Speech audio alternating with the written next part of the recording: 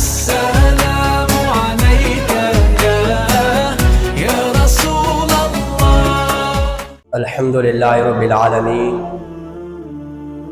والصلاة والسلام على سيد الأشرف الأنبياء والمرسلين. أما بعد فأعوذ بالله من الشيطان الرجيم.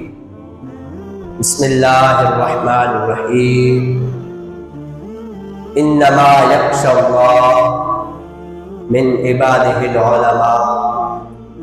صدق الله العظيم وصدق رسوله النبي الكريم ونحن على ذلك لمن الشاهدين والشاكرين والحمد لله رب العالمين.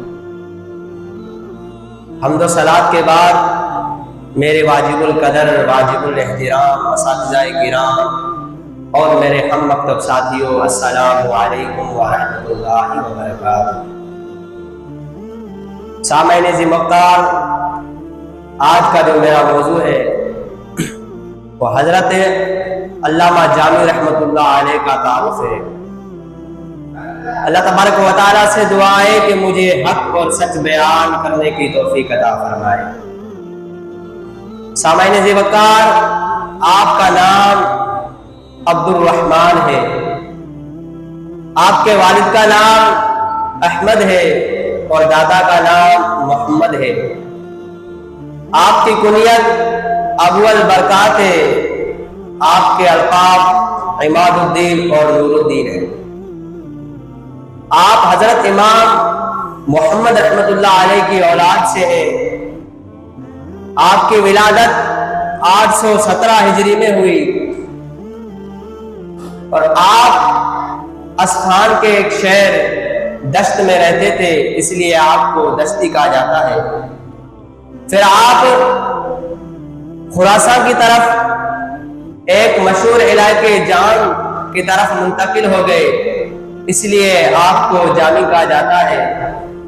آپ کا پورا نام ابو البرکات عماد الدین عبد الرحمن بن احمد بن محمد جامی رحمۃ اللہ علیہ ہے. آپ کی وفات 898 ہجری میں ہوئی اور آپ نے مختلف زبانوں میں کتابیں لکھی ہیں جن کی تعداد 54 ہے. آپ کے بارے میں کہا جاتا ہے کہ آپ ایک بار حج بیت اللہ سے فارغ ہو کر مدینہ شریف جانے کا ارادہ فرمایا تو امیر مکہ کے خواب میں حضور علیہ الصلوۃ والسلام کی زیارت نصیب ہوئی. حضور علیہ الصلوۃ والسلام نے امیر مکہ کو فرمایا کہ آپ سوئے ہوئے ہیں، آپ اٹھیں، جائیں اس شخص یعنی حضرت عبد الرحمن جامی کو مدینہ آنے سے روکیں، انہیں واپس عراق کی طرف بھیج دیں. تو اس گورنر نے مدینے کی تمام سرحدوں پر پہرے لگا دیے. حضرت عبد الرحمن جامی بڑے پائے کے عاشق رسول تھے. ان کے دل کے اندر عشق رسول اس طرح سمایا ہوا تھا، اس طرح غالب تھا کہ آپ چھپ چھپ کر مدینے کی طرف جانے لگے. آپ کے بارے میں کہا جاتا ہے کہ ایک قافلہ جو ترکی سے مدینے کی طرف جا رہا تھا، اونٹوں کا قافلہ تھا، تو آپ نے قافلے والوں سے کہا کہ مجھے بھی ساتھ لے کے چلیں، آپ مدینے کی طرف جا رہے ہیں، مجھے بھی ساتھ لے کے چلیں. تو پہلے قافلے والوں نے انکار کیا. جب تھوڑی دیر کے بعد قافلے والے راضی ہو گئے تو آپ کو ایک اونٹ پر صندوق کے اندر بند کر دیا اور قافلہ جو ہے وہ مدینے کی طرف چل پڑا. جب قافلہ مدینے کی سرحد پر پہنچا تو پہرے داروں نے اس قافلے کو روک لیا اور کہا کہ جب تک آپ اپنے سامان کی چیکنگ نہیں کرواتے تب تک آگے نہیں جاؤ گے. تو قافلے والوں نے بڑی منتیں کی لیکن وہ پہرے دار نہ مانے. جب قافلے کی چیکنگ کی گئی، ایک اونٹ کو نیچے بٹھایا گیا، اس صندوق کو کھولا گیا، دیکھتے ہیں کہ حضرت عبد الرحمن جامی اس صندوق کے اندر بیٹھے ہوئے ہیں، چھپ کر مدینہ شریف جا رہے ہیں، بیٹھے ہوئے ہیں. تو حضرت عبد الرحمن جامی کو اس صندوق سے نکال کر واپس عراق کی طرف بھیجا گیا. تو عبد الرحمن جامی رحمت اللہ علیہ بہت بڑے غمگین ہو گئے اور رونے لگے۔ پھر جب آپ نے دوبارہ دوسری مرتبہ مدینہ شریف جانے کا ارادہ فرمایا تو ایک بھیڑ بکریوں کا قافلہ جو کہ طائف سے روانہ ہوا تھا وہ بھی مدینہ شریف جا رہا تھا۔ جب آپ کو ایک جگہ سے واپسی لایا گیا پھر آپ نے دوبارہ ارادہ کیا تو آپ نے اس بھیڑ بکریوں والوں قافلوں سے کہا کہ آپ مجھے ساتھ لے کے چلیں، میں آپ کی ان بھیڑ بکریوں کی حفاظت کروں گا۔ تو وہ قافلے والے راضی ہو گئے تو حضرت عبد الرحمن جامی رحمت اللہ علیہ اس قافلے کے ساتھ چل پڑے۔ جب یہ قافلہ مدینے کی سرحد پر پہنچا تو حضرت عبد الرحمن جامی نے بھیڑ کی کھال پہن کر مدینے داخل ہو رہے تھے، چھپ کر بھیڑ کی کھال پہن کر مدینہ شریف داخل ہو رہے تھے تو اچانک ایک نقاب پوش گھڑ سوار نے آپ کو پکڑ لیا اور آپ کو پکڑ کر اس گورنر کے حوالے کر دیا۔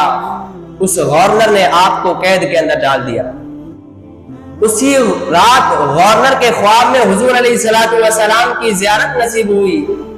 آپ نے فرمایا کہ جامی کو قید میں کیوں ڈالا ہے؟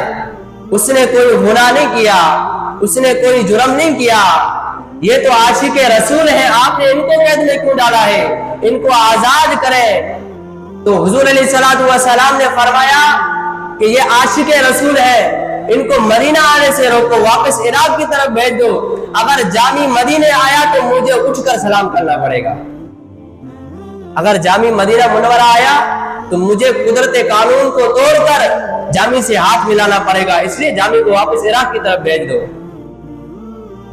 تو ایک بارے میں کہا، آپ کے بارے میں کہا جاتا ہے کہ ایک قافلے کے درمیان ایک شخص آیا، وہ قافلہ وہیں پہ موجود تھا تو ایک شخص آیا، قافلے والوں سے کہا کہ آپ میں سے جامی کون ہے؟ تو قافلے والوں نے حضرت عبد الرحمن جامی کی طرف اشارہ کیا کہ ہمارے اس قافلے کے لیڈر عبد الرحمن جامی ہے۔ تب وہ شخص حضرت عبد الرحمن جامی کی طرف آیا اور کہا کہ السلام علیکم۔ حضرت جامی نے جواب دیا وعلیکم السلام ورحمۃ اللہ وبرکاتہ۔ حضرت جامی رحمت اللہ علیہ نے کہا کہ آپ کہاں سے آئے ہیں اور کس مقصد کے لیے آئے، کیوں آئے؟ تو وہ شخص کہنے لگا کہ میں مدینہ سے آیا ہوں۔ تو حضرت عبد الرحمن جامی نے اپنی پگڑی اتار کر اس کے قدموں میں رکھ دی اور فرمایا کہ میں قربان جاؤں ان قدموں پر کہ میرے محبوب کے شہر سے آئے ہو۔ تو جامی نے آگے کہا کہ آپ کیا بتانا چاہتے ہیں، کس مقصد کے لیے آئے؟ تو اس شخص نے کہا عبد الرحمن جامی میری بات کو دل تھام کر سنو گے؟ جامی نے کہا ذرا بولیے تو صحیح، میں دل تھام کر سنوں گا۔ تو اس شخص نے کہا کہ حضور علیہ السلام نے آپ کو مدینہ آنے سے منع فرمایا ہے اور ملاقات سے منع فرمایا ہے۔ جب یہ الفاظ جامی کے دل پر تیر کی طرح لگے تو حضرت عبد الرحمن جامی کا سر چکرانا شروع ہو گیا، آپ بے ہوش ہو کر زمین پر گر پڑے اور وہ شخص ابھی ادھر ہی تھا۔ تھوڑی دیر کے بعد جب حضرت عبد الرحمن جامی کو ہوش میں آیا اور فرمایا کہ مجھے حضور علیہ السلام نے مدینہ آنے سے کیوں روکا ہے، اپنی ملاقات سے کیوں منع فرمایا ہے، میں نے کون سا گناہ کیا ہے، کون سا جرم کیا ہے جو حضور مجھے ناپسند کر رہے ہیں، حضور مجھ سے ناراض ہے؟ تو وہ شخص کہتا ہے علامہ جامی حضور تجھ سے ناراض نہیں ہے، تجھ کو ناپسند نہیں کرتے، حضور علیہ السلام تجھ سے بے حد راضی ہے۔ حضور علیہ السلام نے اس لیے منع فرمایا ہے کہ اگر جامی مدینے آیا تو مجھے اٹھ کر سلام کرنا پڑے گا، اگر جامی مدینہ منورہ آیا تو مجھے اٹھ کر سلام کرنا پڑے گا۔ تو یہ عشق محبت رسول ہے جو چھپ چھپ کر مدینے جانے لگے۔ تو اللہ تبارک و تعالیٰ سے دعا ہے کہ ہمیں بھی حضور علیہ السلام سے محبت کرنے کی توفیق عطا فرمائے اور حضور علیہ السلام پر بے حد درود پڑھنے کی توفیق عطا فرمائے۔ وما علینا الا البلاغ المبین۔